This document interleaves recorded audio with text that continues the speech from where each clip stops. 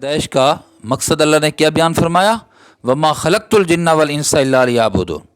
इबादत, अल्लाह की बंदगी, अल्लाह को राज़ी करना है, अल्लाह की ग़ुलामी। कभी भी ज़िंदगी में सरबो इन्हिराफ नहीं करना मेरे दोस्तों। ग़ुलाम का काम ये नहीं होता कि आका के ख़िलाफ़ करे बात, आका की बगावत करे, ऐसा नहीं होता।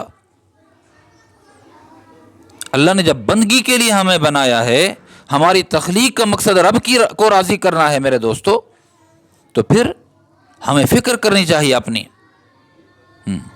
आज घर लड़कियों को देख लें, घर के अंदर उठती हैं, सुबह सुबह सफाई करती हैं, उठती हैं, बर्तन मांजती हैं, कामकाज करती हैं, वेपर लगा रही हैं, ये काम कर रही हैं, वो काम कर रही हैं, फर्नीचर की सफाई कर रही हैं, कादावर शीशे के आगे खड़े होकर उसकी सफाई कर रहे। क्यों कर रहे हो जी?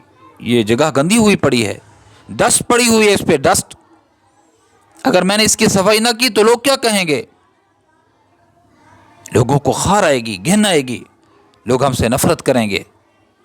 इस वजह से मैं वेपर भी लगा रही हूँ, टाकी पोछा भी कर रही हूँ और सफाई भी कर रही हूँ। मेरे प्यारे, लोग कहेंगे कि ये तो कैसे लोग हैं?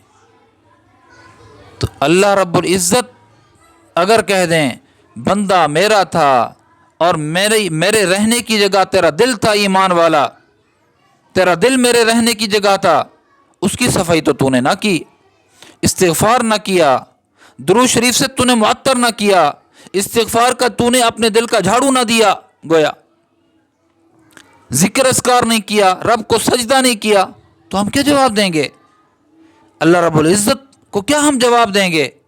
तो ज़रूरी है कि दिल की सफाई करे बंदा। मकानों की सफाई कर रहे हैं, रोडों की सफाई कर रहे हैं, गली कोचों की सफाई कर रहे हैं और नालियों की, गंदे नालियों की सफाई कर रहे हैं। अगर सफाई की मेहनत नहीं की जा रही, अगर मेहनत नहीं की जा रही, तो दिल की सफाई की मेहनत नहीं की जा रही। जो अल्लाह का घर है, ईमान वाले का दिल अल्लाह का घर है, उसकी सफाई नहीं की जा रही। अल्लाह पूछें तो हमारे पास क्या जवाब होगा?